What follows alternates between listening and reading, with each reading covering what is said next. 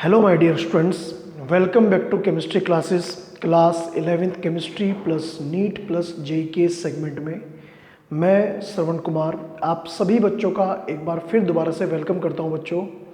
बच्चों आज हमारा 11th क्लास ऑर्गेनिक केमिस्ट्री में हाइड्रोकार्बन का लेक्चर नंबर 6 है। ठीक है स्टूडेंट, आपको याद होगा लास्ट लेक्चर जो हमने आपको प्रोवाइड किया था उसमें हमने एल्केन्स की केमिकल प्रॉपर्टीज़ कंप्लीट कर दी थी। और जैसा कि आप लोग बोर्ड के बैकग्राउंड में देख पा रहे होंगे, हमारी जो लास्ट रिएक्शन थी, हमारा जो लास्ट टॉपिक था वो था पायरोलिसिस। पायरोलिसिस क्या होता है? पायरोलिसिस का मतलब होता है कि breakdown of long chain hydrocarbons, ठीक है, into small chain hydrocarbons. Generally ये प्रोसेस यूज़ किया जाता है पेट्रोकेमिकल इंडस्ट्री, मतलब गैसोलाइन में।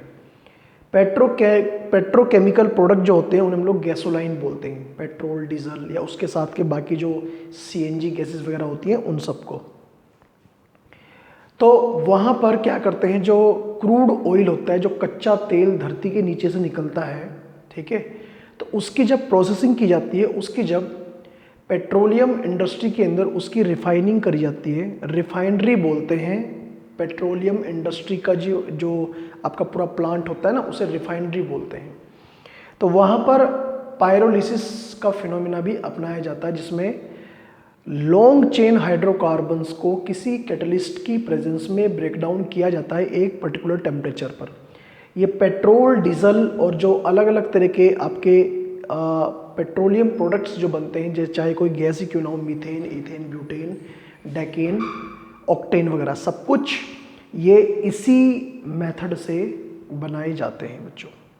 ठीक है स्टूडेंट, तो उम्मीद है आज का जो मेरा ये टॉपिक है जो मैंने आपको यहाँ पर समझाया, ये आपकी समझ में आया होगा। ठीक है, जो हमने लास्ट लेक्चर में आपको समझाया था। हमने एल्केन के अंदर सबसे पहले एल्केन का इंट्रोडक्शन कराया, उसके बाद में हमने एल्केन के अंदर एल्केन की method of preparation, then physical properties, after that chemical properties complete कर दी थी लास्ट लेक्चर में।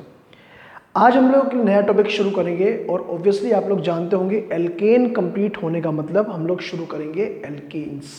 ठीक है, तो चलिए हम लोग बच्चों 1 बाय 1 इस लेक्चर की शुरुआत करते हैं नए नए टॉपिक के साथ। और आज का हमारा जो मेन टॉपिक है, जो मेजर टॉपिक है, वो है एल्कीन्स। तो एल्केन्स और एल्काइंस ये दो हाइड्रोकार्बन्स हैं। तो यहाँ पर मुझे एल्कीन्स से शुरुआत करनी है, लेकिन एल्कीन को पढ़ाने से पहले मुझे यहाँ पर आपको समझाना पड़ेगा what is the meaning of unsaturated hydrocarbons, क्योंकि डिफरेंस मुझे अभी करना है, पहले मैं डिफरेंस नहीं कर सकता था। देखिए, आपको पता होना चाहिए, शुरुआत तो मुझे एल्कीन से ही करनी है। हमारा जो नेक्स्ट टॉपिक है इस चैप्टर का, टॉपिक नंबर बी, वो है एल्कीन्स। ये हमारा नेक्स्ट टॉपिक है। ठीक, पहले मैं इसकी डेफिनेशन आपके सामने डिस्कस कर दूं, फिर मुझे बताना पड़ेगा हाइड्रोकार्बन के टाइप्स। देखो,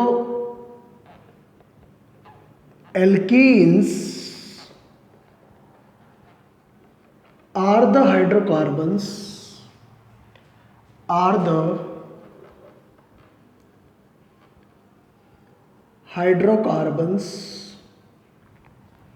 alkenes are the hydrocarbons in which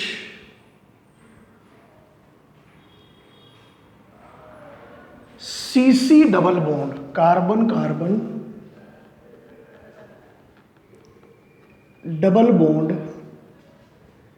carbon carbon double bond is exist.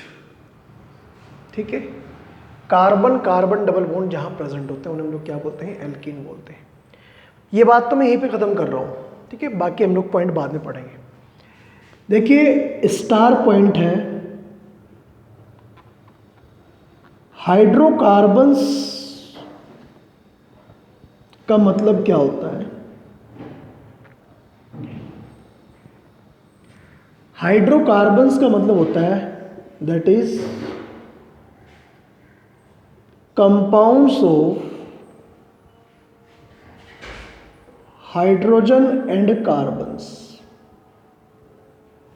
Hydrogen और कार्बन के कंपाउंड्स। मेनली हाइड्रोकार्बन्स को दो कैटेगरी में डिवाइड किया गया है बच्चों। एक सैचुरेटेड हाइड्रोकार्बन्स। सैचुरेटेड हाइड्रोकार्बन्स में एग्जाम्पल आते हैं जो हम लोग पढ़ चुके, एल्कीन्स, ठीक है, methane, ethane, propane, butane, pentane etcetera, ठीक है, या फिर साइक्लोपेंटेन, साइक्लोब्यूटेन, साइक्लोप्रोपेन, साइक्लोहेक्सेन, वो भी एल्केन्स है, बस वो रिंग वाले कंपाउंड्स हैं। और एक हाइड्रोकार्बन्स जो दूसरे नंबर पर आते हैं वो आते हैं अनसैचुरेटेड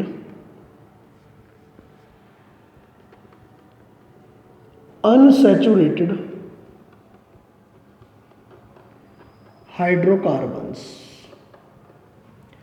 अनसैचुरेटेड के अंदर बच्चों दो एग्जाम्पल आते हैं, ठीक है, तो एक और दो। एक का नाम तो है एल्कीन्स और एक का नाम है एल्काइंस। इसकी दो कैटेगरी है, दो ब्रांच है इसकी। तो हम लोग अभी जो हैं यहाँ पर लोकेशन हमारी फिलहाल ये है, हमें ये पढ़ रहे हैं, उसके बाद में ये पढ़ रहे हैं। सैचुरेटेड हाइड्रोकार्बन्स हम लोग पढ़ चुके, और अब जो बारी है वो है अनसैचुरेटेड हाइड्रोकार्बन्स। सैचुरेटेड हाइड्रोकार्बन्स हम लोग उन्हें बोलते हैं जिनमें all the carbon carbon bonds are single, चाहे वो कितने भी कार्बन कार्बन बॉन्ड्स हो, इंटरनल हो, एक्सटर्नल हो, स्टेट ब्रांच में हो, ब्रांचिंग वाले कोई भी बॉन्ड हो, सभी कार्बन कार्बन बॉन्ड्स क्या होंगे, सिंगल। मतलब कार्बन की चारों वैलेंसी फिल्ड होगी, कंप्लीटली फिल्ड होगी। लेकिन अनसैचुरेटेड का मतलब जब कार्बन के अंदर, जब कार्बन कंपाउंड्स के अंदर, मतलब हाइड्रोकार्बन्स के अंदर जब डबल या फिर ट्रिपल बॉन्ड आ जाते हैं कार्बन कार्बन के बीच में, अगर कार्बन कार्बन के बीच में डबल बॉन्ड आ गया तो तब भी, ट्रिपल बॉन्ड आ गया तो तब भी, उस कंपाउंड को, उस हाइड्रोकार्बन को हम लोग क्या बोलेंगे, अनसैचुरेटेड हाइड्रोकार्बन। इसके अंदर दो एग्जाम्पल है, एक एल्कीन्स और एक एल्काइंस, ठीक है। अब बात समझ गए ना, क्लियर हो गई ना बात ये। तो बोलते हैं अनसैचुरेटेड, क्योंकि कार्बन की वैलेंसी यहाँ पर कंप्लीट नहीं है, अनसैचुरेट है वो, एक सैचुरेट और एक अनसैचुरेट, ठीक है। तो इसका मतलब जो एल्कीन्स के बारे में नेक्स्ट पॉइंट है वो ये है, so alkene is an unsaturated hydrocarbons, unsaturated hydrocarbon in which one or more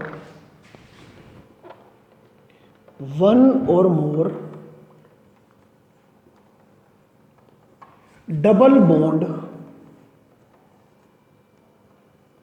is या फिर आर प्रेजेंट,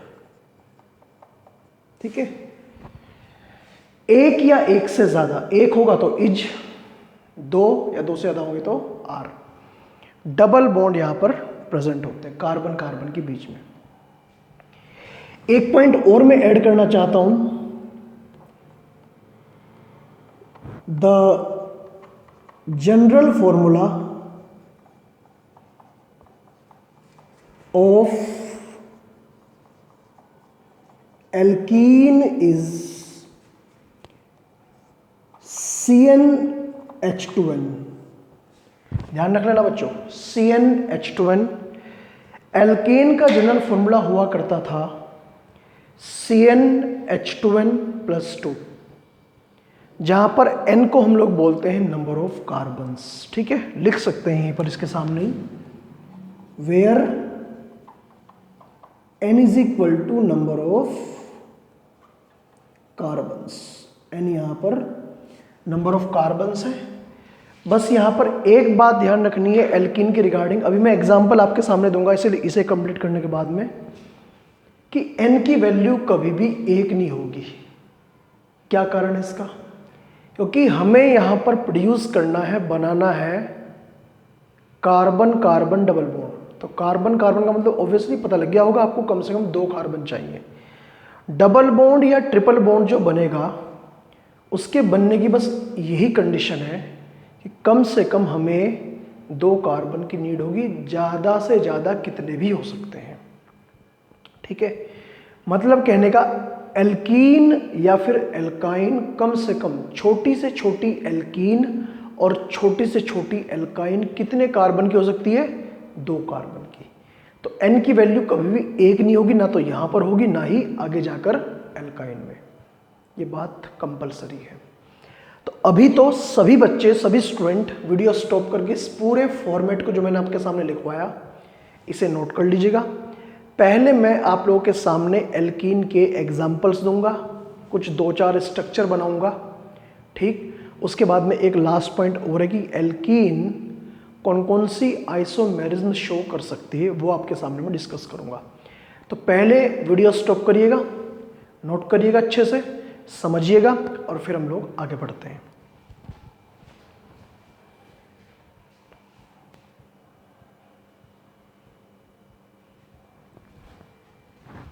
ओके, तो आप लोगों ने नोट कर लिया होगा। हम लोग अब थोड़ा सा आगे बढ़ जाते हैं इस चीज में।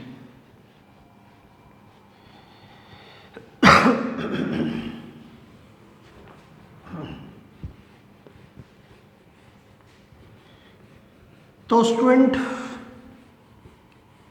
पहले एग्जाम्पल की बात कर लेते हैं, कुछ एग्जाम्पल स्ट्रक्चर्स, और उसके बाद में हम लोग थोड़ा सा बात करते हैं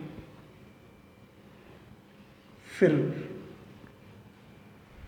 IUPAC नेमिंग की। एल्कीन्स के एग्जाम्पल, यहां पर n की बात हो रही है। अभी मैंने n के बारे में कहा था कि n does not equal to 1, ठीक है, but n is equal to 2 भी हो सकता है, 3 भी हो सकता है, 4, 5 अप टू कुछ भी हो सकता है, लेकिन 1 नहीं हो सकता। पहला एग्जाम्पल, अगर n की वैल्यू कम से कम 2 ले ली जाए तो फॉर्मूला बन जाएगा इसके अकॉर्डिंग C2H4। दूसरा एग्जाम्पल, अगर हम लोग n की वैल्यू 3 ले लें, C3H6।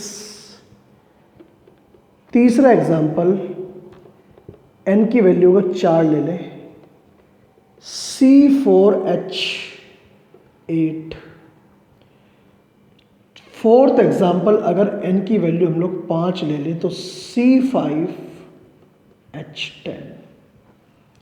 अब एक छोटी सी कंडीशन आपको समझनी है। इसका स्ट्रक्चर तो हो सकता है ये वाला CH2 डबल बॉन्ड CH2, 2 ही कार्बन है इसके अंदर, 2 ही कार्बन है ना। तो क्योंकि 2 ही कार्बन है तो इन्हीं दोनों के पीछे बन सकता है डबल बॉन्ड, और तो कोई ऑप्शन ही नहीं है। कंपाउंड का नाम हो जाएगा इथीन, क्योंकि 2 कार्बन को एथ बोलते हैं और ईन हमने किसके लिए लगाया? एल्कीन के लिए। यहां पर क्या कंडीशन है? CH2 डबल बॉन्ड CH और ये CH3। यहां स्ट्रक्चर ही हो सकता है, या डबल बॉन्ड या तो यहां पे होगा या फिर यहां पे होगा, बात तो एक ही है। यहां बना दोगे तब ये बन जाएगा, अगर इसे यहां बनाना चाहोगे तो सेम कंडीशन आ जाएगी उधर, ठीक है। यहां भी कोई ऑप्शन नहीं, इसका नाम हो जाएगा प्रोपीन। बात यहां बदलेगी आकर, CH2 CH2 और ये CH3। जब 4 कार्बन हो जाते हैं तो डबल बॉन्ड हम लोग 2 जगह बना सकते हैं। एक तो यहां पहले कार्बन बना सकते हैं, एक यहां दूसरे कार्बन पे। मैंने कहा अगर यहां बनाओगे तो बात रिपीट हो जाएगी। तो डबल बॉन्ड की पोजीशन कहां पर है, इस बात के बारे में हमें सोचना पड़ेगा जब कार्बन का नंबर कम से कम 4 हो। पोजीशन ऑफ डबल बॉन्ड कि कहां बनाए, और ये बात का फैसला कहां पर होता है, IUPAC नेमिंग में। अगर मैं इन जनरल बात करूं कि डबल बॉन्ड कहां बने तो कहीं भी बना दीजिए, अभी कहा तो है नहीं किसी ने कहां बनाना है, ठीक है।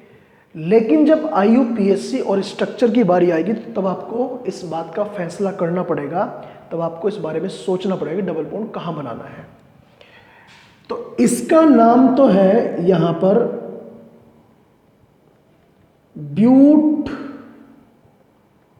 1इन, मतलब पहली पोजीशन पर डबल बॉन्ड है।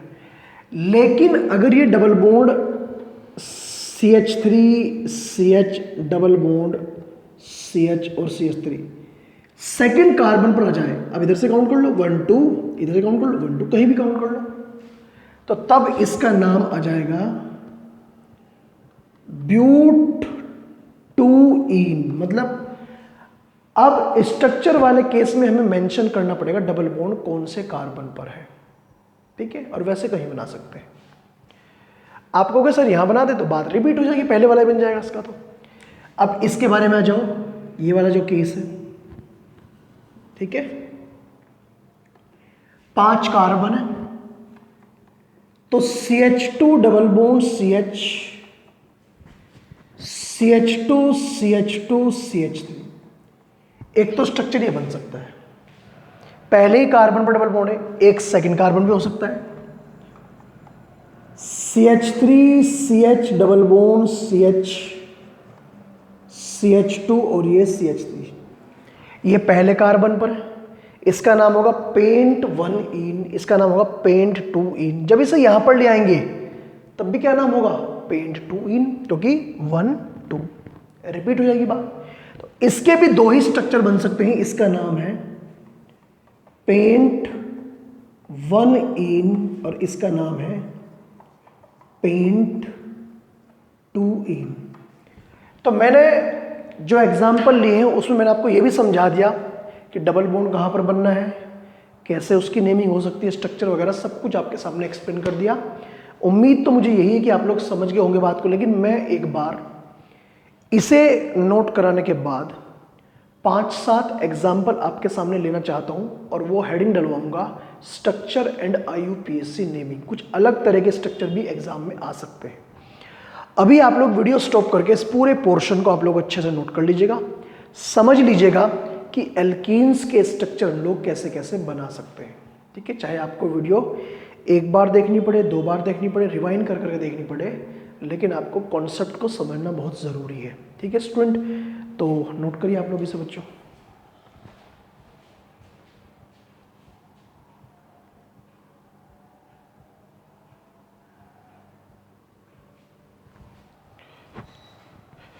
ओके स्टूडेंट, आप लोगों ने ये पोर्शन नोट कर लिया होगा बच्चों, और अब मैं आप लोगों के सामने ये जो पोर्शन आपको दिखाई दे रहा है इसे मैं स्ट्रक्चर और IUPAC नेमिंग के बेस पर थोड़ा सा और इलेबोरेट करता हूं, एक्सप्लेन करता हूं।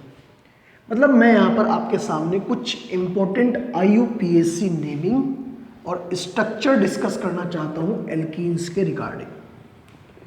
तो इसीलिए आपको हेडिंग डाल लेनी है बच्चों,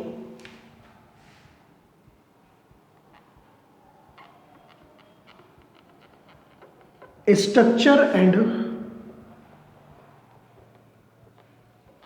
IUPAC naming. Structure and IUPAC naming of alkenes. ठीक है, देखिए जब आपको हमने इससे पहले वाला चैप्टर पढ़ाया था, basic concept of organic chemistry and techniques, tools and techniques वाला पोर्शन, इससे पहले वाला मतलब जीओसी वाला पोर्शन, वहां पर तो आईयूपीएसी हमने पढ़ाई थी आपको। एल्कीन्स की आईयूपीएसी का एक फॉर्मूला है। क्या फॉर्मूला है? सबसे पहले तो हम लोग नाम लिखते हैं प्रीफिक्स का। प्रीफिक्स, अब ये प्रीफिक्स क्या है? का प्रीफिक्स हमेशा काम करते हैं, जैसे कि हेलोजन, क्लोरो, ब्रोमो, आयोडो, मतलब हेलो, या फिर कोई ब्रांच, वो प्रीफिक्स होगा। प्रीफिक्स लिखते हैं, उसके बाद लिखते हैं हम लोग यहां पर मेन चीज वर्ड रूट। वर्ड रूट का मतलब होता है कार्बन चेन, जैसे एथ, मेथ, प्रोप, ब्यूट, कितने कार्बन की चेन है। और उसके बाद में लिखते हैं फाइनली सफिक्स, और सफिक्स का मतलब एन, इन, आइन। अब यहां पर क्या आएगा? ऑब्वियसली यहां पर इन आएगा। ये फॉर्मूला आपको अप्लाई करना है। जैसे एग्जाम्पल की बात कर लें, पहला एग्जाम्पल यहां पर लिया जा रहा है CH2 double bond CH2। Prefix कोई नहीं यहां पर, वर्ड रूट से बात शुरू होगी, और वर्ड रूट क्या है? एथ, और उसके बाद में सफिक्स इन, इथीन। ऐसे ही अगर मैं कार्बन की chain बढ़ाऊं, CH2 double bond CH3, ये नंबरिंग करनी पड़ेगी 1 2 3, नाम हो जाएगा प्रोप, क्योंकि ब्रांच तो कोई नहीं है, मतलब प्रीफिक्स तो कोई नहीं, तो प्रोप डैश 1 इन, या फिर खाली प्रोपीन भी लिख सकते हैं, इसे एक ही बात है। तीसरे नंबर पर मैं यहां पर नाम ले रहा हूं CH2 डबल बॉन्ड CH2, और ये CH3। इस कंपाउंड में 1 2 3 4 4 कार्बन की चेन है, पहले ही कार्बन पर डबल बॉन्ड है, इसका नाम हो जाएगा ब्यूट 1 इन। अच्छा एक बात और, इसका नाम हम लोग ये भी लिख सकते हैं 1 ब्यूटीन, ये भी सही है, दोनों सही है इसके नाम। फोर्थ नंबर पर अगर मैं डबल बॉन्ड की पोजीशन चेंज कर दूं, तो डबल बॉन्ड की पोजीशन चेंज करने पर थोड़ा नाम में बदलाव आएगा, 1 2 3 4, इसका नाम हो जाएगा ब्यूट 2 इन, या फिर इसे लिख सकते हैं 2 butene. Okay student, fifth number पर CH3 CH2 CH double bond CH, और ये आपका CH3, 5 कार्बन की चेन, 1 2 3 4 5। आप कहोगे सर इधर से क्यों नंबरिंग करी? जिधर से डबल बॉन्ड पास पड़ता वहां से नंबरिंग करेंगे। तो ये हो जाएगा पेंट 2 इन, या कभी कभी 2 पेंटीन। तो ऑब्वियसली ये वाला कॉन्सेप्ट आप समझ गए होंगे। ठीक, कभी कभी किसी कंपाउंड में अगर 2 डबल बॉन्ड हो, जैसे ये वाला, ये स्ट्रक्चर हमने आपको स्ट्रक्चर बनाने बताए थे पहले, इससे पहले चैप्टर में। तो यहां पर 2 साइड डबल बॉन्ड है, नंबरिंग किधर से भी कर सकते हैं, 1 2 3 4 और 5। इसका नाम हो जाएगा पेंट, क्योंकि 5 कार्बन की चेन है। कार्बन नंबर 1 से शुरू हो रहा है डबल बॉन्ड, एक तो 1 से शुरू हो रहा है और एक शुरू हो रहा है 4 से। तो 1,4 डाई इन, मतलब जो इन है वो 2 है इस बार, डाई इन, ऐसे भी हो जाएगा। 7वां और लास्ट नंबर में आपको एक साइक्लिक स्ट्रक्चर बना के बता रहा हूं। मान लिया कोई रिंग है, और उसके अंदर एक डबल बॉन्ड हो, दो हो, उससे कोई फर्क नहीं पड़ता। बस आपको साइक्लो लगाना है वर्ड रूट से पहले। साइक्लोहेक्स 1 इन कह दीजिए, या फिर इसका नाम खाली सिंपली ये भी लिख सकते हैं साइक्लोहेक्सीन। ठीक है स्टूडेंट, तो ऐसे करके हम लोग एल्कीन्स की नेमिंग भी कर सकते हैं, स्ट्रक्चर भी पहचान सकते हैं। और बाकी जो आपको शीट दी जाएगी या शीट हमने आपको प्रोवाइड जो कर रखी है, उसमें से आप लोग क्वेश्चंस कर लेंगे, देख लेंगे, समझ लेंगे स्टूडेंट। ओके, उम्मीद है मुझे कि ये कॉन्सेप्ट आप लोग अच्छे से समझ गए होंगे। इसे वीडियो स्टॉप करके पूरे पोर्शन को नोट कर लीजिएगा, और बाकी आप लोग NCERT से क्वेश्चंस देखिएगा, वहाँ भी ये टॉपिक आपको मिलेगा। अच्छे से पढ़िएगा और कॉन्सेप्ट को डीपली समझिएगा। ठीक है स्टूडेंट, मिलते हैं हम लोग थोड़ा सा और आगे।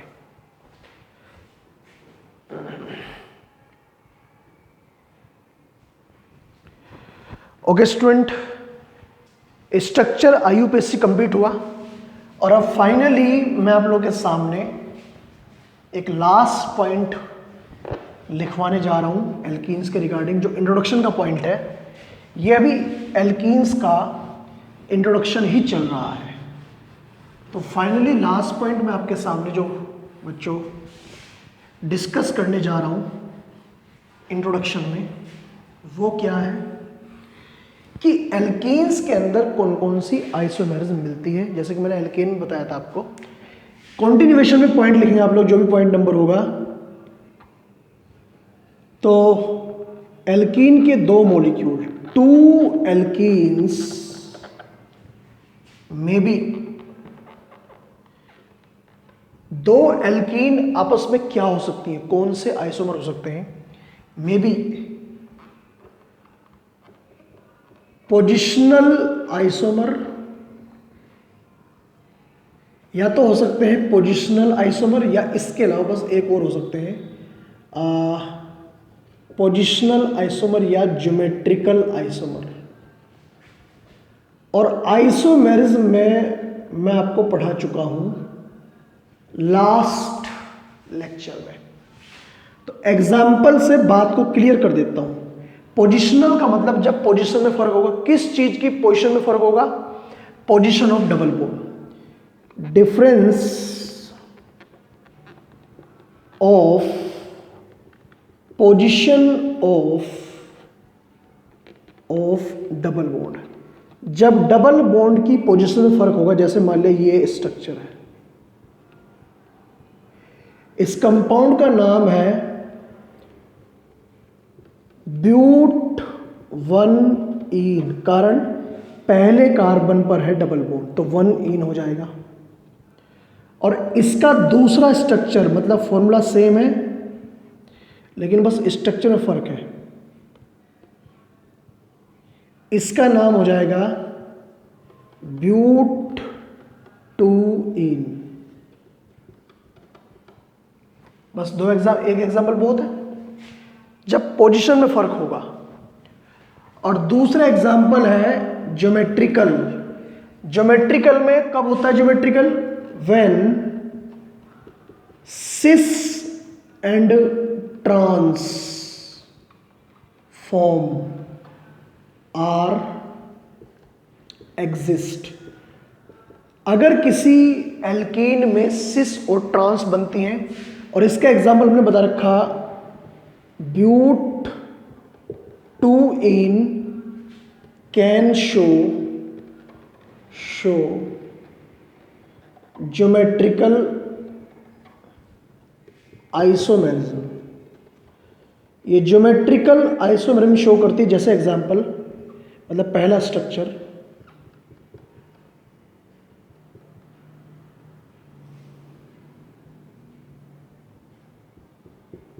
ये बताया था। सेम ग्रुप अगर सेम साइड है तो ऐसी फॉर्म को हम लोग बोलते हैं सिस फॉर्म, और अगर सेम ग्रुप अपोजिट साइड आ जाए जैसे ये, तो ऐसी फॉर्म को, ऐसे स्ट्रक्चर को हम लोग बोलते हैं ट्रांसफॉर्म। और जब जब कोई कंपाउंड सिस और ट्रांस टाइप के स्ट्रक्चर बना सकता है तो उस कंडीशन को हम लोग बोलते हैं ज्योमेट्रिकल आइसोमेरिज्म। ठीक है, तो एल्कीन्स के अंदर या तो होगी पोजिशनल आइसोमेरिज्म या होगी ज्योमेट्रिकल आइसोमेरिज्म। ये भी कंप्लीट हुआ। ठीक है, एनसीईआरटी की हेल्प थोड़ा सा जरूर लेंगे आप लोग, थोड़ा सा उसमें पढ़ने पर चीज़ें बहुत ज़्यादा क्लियर हो जाती हैं, क्योंकि पेपर तो बहरहाल आपको पता है नीट का हो चाहे जेई का हो एनसीईआरटी से ही आना है, उससे बाहर नहीं आना है। नोट करिए, फिर आगे बढ़ते हैं।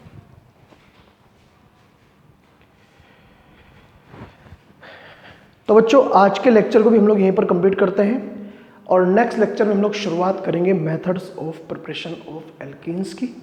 तो चलिए मिलते हैं हम लोग बच्चों नेक्स्ट लेक्चर में। Thank you and all the best.